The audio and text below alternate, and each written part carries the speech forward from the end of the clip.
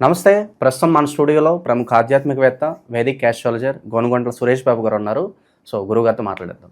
నమస్కారం గురుగారు. మణికంఠ గారు నమస్కారం అండి. గురుగారు, ఆగస్టు మాసం విశేషంగా శ్రావణ మాసం, ఎన్నో మనకి ముహూర్తాలు కూడా ఉన్నాయి ఈ మంత్లో. సో వృషభ రాశి వారి పరిస్థితి ఓవరాల్గా ఎలా ఉండబోతుంది, ఎలాంటి జాగ్రత్తలు తీసుకోవాలి, ప్రజెంట్ వీళ్ళ టైం ఎలా నడుస్తుంది? ఇలా టైం ఎలా నడుస్తుంది, ఆ టైం చెప్పేదే కదా జ్యోతిష శాస్త్రం అంటే. ఒకటి, వృషభ రాశి వాళ్ళకి చాలా లక్ అండి. మనం ఉగాది రాశి ఫలాల్లో కూడా చెప్పుకోవాలి పెట్టారు వీళ్ళు మీరు ఆల్రెడీ. తర్వాత అయితే ఈ మాట ప్రతిసారి చెప్తూ ఉంటే వాళ్ళు లేదండి మాకు బాగలేదని చెప్పేసి ఫోన్లు చేస్తూ ఉంటారు. అది ఇండివిజువల్ జాతకం చూస్తే సరిపోతుందండి. బట్ ఓవరాల్ ఇప్పటికీ కూడా ఇది రాకింగ్. ఎందుకంటే ఆగస్టు మంత్లో వీళ్ళకి 4 ప్లానెట్స్ వ్యతిరేకంగా ఉన్నాయి. కానీ విపరీత వేద కాన్సెప్ట్ వల్ల ఈ వ్యతిరేకంగా ఉన్న గ్రహాలు కాస్త వీళ్ళకి అనుకూలంగా మారిపోయింది. ఇది చాలా వెరీ రేరుగా ఉండే ప్రక్రియ అండి. ఎందుకంటే లాస్ట్ 2 months నుంచి ఇలా సోషల్ మీడియా ప్లాట్ఫామ్ మీద చెప్తూ ఉన్నాను. ఈ రాశుల్లో ఇలా అన్ని గ్రహాలు నెగిటివ్గా ఉండి కూడాను మళ్ళీ పాజిటివ్గా టర్న్ అయ్యే సిచ్యువేషన్ వెరీ రేరుగా వస్తుంది. సో మనం కనుక చూసుకుంటే డీటెయిల్స్, వృషభ రాశి వాళ్ళకి కృతిక 2, 3, 4 పాదాలు, రోహిణి 1, 2, 3, 4 పాదాలు, మృగశిర 1, 2 పాదాలు అంతా మనకి ఇందులో వస్తుంది. పేరు బలం కనుక మనం చూసుకున్నాం అనుకోండి, ఈ ఊ ఏ ఓ వా వి ఊ వే ఓ అనే లెటర్స్ అంతా కూడా మనకి ఈ వృషభ రాశిలోనే వస్తారు. ఇందులో మీరు చెప్పిన విధంగా కనుక చూసుకుంటే ఈ మాసంలో 4 గ్రహాలు మారుతూ ఉన్నాయండి. ఒకటి వచ్చేటప్పటికి సూర్యుడు 17వ తారీఖు, ఆగస్టు 17వ తారీఖు మారుతూ ఉన్నారు. బుధుడు వచ్చేటప్పటికి 22వ తారీఖు, జూలై 22 అంటే ఒక 1 week ముందుగానే మారుతూ ఉన్నారు. 26 వచ్చేటప్పటికి శుక్రుడు మారుతూ ఉన్నారండి. కుజుడు వచ్చేటప్పటికి మనకి మిథున రాశిలోకి కుజుడు వచ్చేటప్పటికి మనకి కన్య రాశిలోకి మారుతూ ఉన్నారండి 28వ తారీఖు.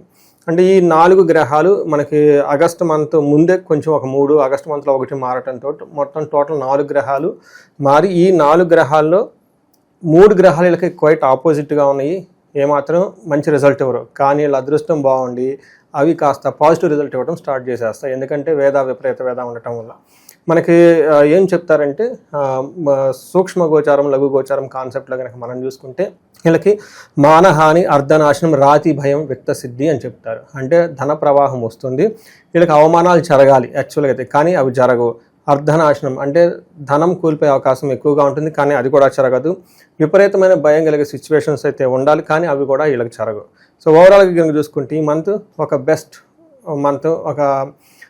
అంతకుముందు లాస్ట్ 2 months కొంచెం ఇబ్బంది పడినా ఈ మంత్ చాలా బాగా ఇంప్రూవ్మెంట్ అయ్యేసి చక్కగా హ్యాపీగా ఉండే ఒక మంత్ అని మనం చెప్పుకోవాలి. ఇందులో డీటెయిల్స్ కనుక చూస్తే 4th హౌస్లో సూర్యుడు ఉన్నాడు. 4th హౌస్లో సూర్యుడు ఉండి 10th హౌస్ నుంచి చూడటం వల్ల 10th హౌస్లో ప్రొఫెషన్కి సంబంధించి కానీ, తర్వాత అచీవ్మెంట్స్ కానివ్వండి, సక్సెస్ ఇవన్నీ చక్కగా ఉంటుంది. ప్రొఫెషన్ మ్యాటర్స్లో చాలా బిందాస్ బాగుంటారు. అయితే ఇంటికి సంబంధించిన వ్యవహారాల్లో కొంచెం గృహఛిద్రం, మనకేం చెప్తారు, అంతఃక్లేశ గృహఛిద్రం, సౌఖ్యహాని మభోజనం, ప్రయాణ విఘ్నస్తే మాప్నోతి చతుర్దశే రవి సంయుతే అని మనకి మహర్షులు చెప్తారు. దీని ప్రకారం కనుక చూసుకుంటే అంతఃక్లేశం లోన ఎక్కడో ఏదో కొంచెం మదనపడి ఉండే అవకాశం ఎక్కువగా ఉంటుంది. ఇంట్లో చిన్న చిన్న విషయాలు, గొడవలు, సుఖం, ఇంటికి సంబంధించిన వ్యవహారాల్లో సుఖం లేకుండా కొంచెం అటు ఇటు కలతగా తిరిగే అవకాశం ఎక్కువగా ఉంటుంది. ప్రయాణాలు కనుక చేస్తే అందులో ఆటంకాలు ఉంటాయి అని మనకి జనరల్గా చెప్తారు.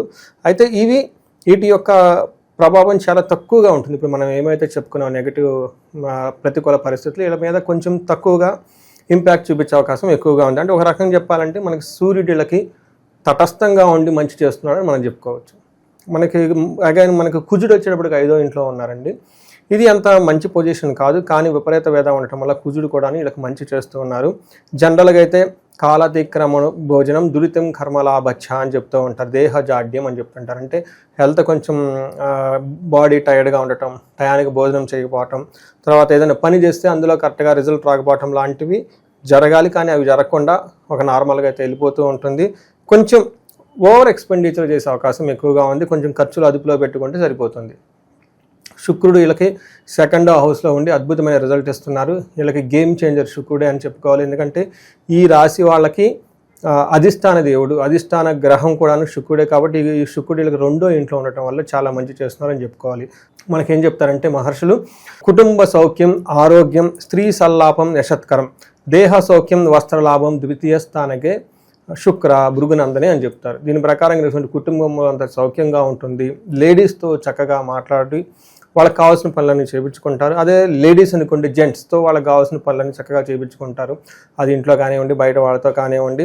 తర్వాత యశత్కరం, మంచి కీర్తి ప్రతిష్టలతో ఉంటారు. దేహ సౌఖ్యం, శారీరకంగా చాలా చక్కగా అందంగా మంచి మంచి బట్టలు వేసుకొని వస్త్రలాభం జ్యువెలరీ అవన్నీ కొనుక్కొని లేదంటే వాటి ద్వారా మంచిగా డెకరేట్ చేసుకొని చాలా చక్కగా గంభీరంగా డిగ్నిటీగా ఉండి మంచి ఫుడ్ తింటూ ఆహ్లాదకరంగా ఉంటారు.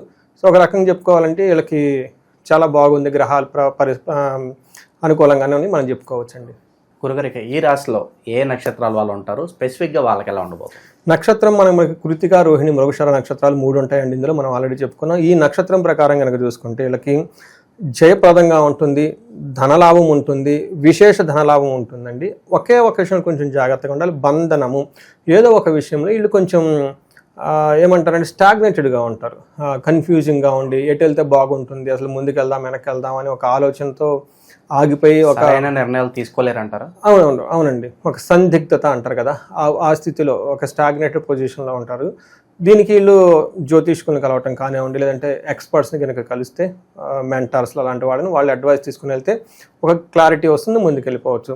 రోహిణి నక్షత్రం వాళ్ళకి కూడా చూసుకుంటే వీళ్ళకి మృష్టాన్నము, ధనలాభము, జయము ధనము చూపిస్తుంది. ఎక్కడా నెగిటివే లేదు. కొంచెం పడినట్లు ఉండే సిచ్యువేషన్స్ ఉండే అవకాశం ఎక్కువగా ఉంది. మనం ఇందాక ఆల్రెడీ చెప్పుకునే విధంగా వేరే వాళ్ళని కలిస్తే వాళ్ళ ద్వారా అడ్వైజెస్ తీసుకొని వెళ్తే ముందుకు వెళ్తుంది. అగైన్ మృగశిర నక్షత్రం వాళ్ళకి ఐశ్వర్యవంతంగా ఉంటుంది, జయప్రదంగా ఉంటుంది, ధనలాభం ఉంటుంది. మృష్టాన్నం అంటే భోజనం, ఫంక్షన్స్ అన్ని చక్కగా అటెండ్ అవ్వటం, విందులు వినోదాలతో తిరగటం, ఇవన్నీ ఎక్కువ చేస్తూ ఉంటారు. అయితే 17th ముందు వీళ్ళకి ఎవరితో ఒకరితో గొడవ అయ్యే అవకాశం ఎక్కువగా ఉంది. సో ఈ ప్రకారం కనుక చూసుకుంటే మనం ఓవరాల్గా నక్షత్ర ప్రకారంగానే ఉండి గ్రహాల ప్రకారంగా మామూలుగా మనకి పంచాంగంలో ఉగాది రాశి ఫలాల ప్రకారంగా చూసుకున్నా కానీ ఈ మంత్ చాలా బాగుందని చెప్పుకోవచ్చు. కృతికా నక్షత్రం వాళ్ళకి బుద్ధి నాశనం అని చెప్తారు, అంటే రాంగ్ డెసిషన్ తీసుకునే అవకాశం ఎక్కువగా ఉంటుంది, కొంచెం జాగ్రత్తగా ఉండాలి. రోహిణి నక్షత్రం వాళ్ళకి స్త్రీల ద్వారా కొంచెం ప్రాబ్లమ్స్ వచ్చే అవకాశం ఎక్కువగా ఉంటుంది. ఇవి గమనించుకుంటే మిగతా అంతా చక్కగా హ్యాపీగా ఉందని మనం తెలుసుకోవచ్చు. ఇక విశేషంగా ఈ శ్రావణ మాసంలో ఎలాంటి పరిహారాలు ఆచరించడం ద్వారా ఇంకా బెటర్గా ఉంటుందంటారు వీళ్ళకి? సో శ్రావణ మాసం మనం ఇందాక చెప్పుకునే విధంగా చక్కగా పండుగలు అవన్నీ ఉన్నాయి కాబట్టి అవి చేసుకుంటే చక్కగా హ్యాపీగా ఉండొచ్చు. అయితే వీళ్ళకి అంతా అన్ని విషయాల్లో బాగుంది కాబట్టి ఇంకా ఎవరైనా కనుక విశేషంగా ఏదైనా ప్రాబ్లం, నాకు ఇందాక కొంతమంది ఫోన్లు వచ్చేసరికి మీరు బాగుంది అంటున్నారండి, మనీ గురించి ఎక్కువగా చాలామంది బాధపడుతూ ఉంటారు. కాబట్టి నేనేం చేశానంటే ఒక ప్రోగ్రామ్ చేశానండి. అది జనరల్గా హోమాలని నేను 1-to-1 వాళ్ళ ఇళ్ళలో చేస్తాను, పబ్లిక్ ఎప్పుడు ఓపెన్గా సామూహికంగా చేయలేదు. ఈసారి ఎందుకంటే ఒక ప్రోగ్రామ్ లేదు, అది 21st, 22nd 2 రోజులు ఉంటుంది. ఒకటి వచ్చేటప్పటికి మనకు కుబేర పాశుపత అభిషేకం అని చెప్పేసి వచ్చిన ధనం మన దగ్గర నిలబడడానికి ఒక రోజు. రెండో రోజు ఏమవుతుందంటే అమ్మవారి మహాలక్ష్మి విశేష హోమం ఉంటుంది, శీఘ్ర ధన ప్రాప్తికి, నష్టద్రవ్య ప్రాప్తికి. ఎవరికైనా కనుక ధనం కోల్పోయినా మళ్ళా ధనం తిరిగి రావడానికి, లేదంటే ధన ప్రవాహం లేకపోయినా కానీ ధన ప్రవాహం మనకు ఆ సంపద సృష్టించడానికి అలా మనకి శ్రీ సూక్తం అని ఉంటుంది. ఆ శ్రీ సూక్తంలో అమ్మవారి యొక్క బీజ మంత్రాల సంపుటీకరణ చేసి ఒక విశేష హోమాలు చేయాలని చెప్పేసి తలపెట్టాం. ఇది సామూహికంగా ఇంట్రెస్ట్ ఉన్న వాళ్ళు కనుక డీటెయిల్స్ మనకు కనెక్ట్ అయితే ఆ డీటెయిల్స్ ఇస్తాము. ఎక్కువగా నెంబర్ ఆఫ్ పార్టిసిపెంట్స్ ఎక్కువగా ఉంటే ఆ పూజ సక్సెస్ఫుల్గా చేయొచ్చు. అట్లీస్ట్ ఒక 50-60 మెంబర్స్ కనుక చక్కగా సక్సెస్ఫుల్గా జాయిన్ అయితే. సో లేదు ఎవరు ఇంట్రెస్ట్ చూపించలేదంటే దాన్ని ఇంకా అంతటితో మనం వదిలేస్తాం. సో ఓవరాల్గా ఈ ఆగస్టు మాసం ఈ రాశి వాళ్ళందరికీ ఏ విధంగా ఉండబోతుంది, ఎలాంటి జాగ్రత్తలు తీసుకోవాలి, మీ మాటలు అద్భుతంగా వివరించారు. ధన్యవాదాలు.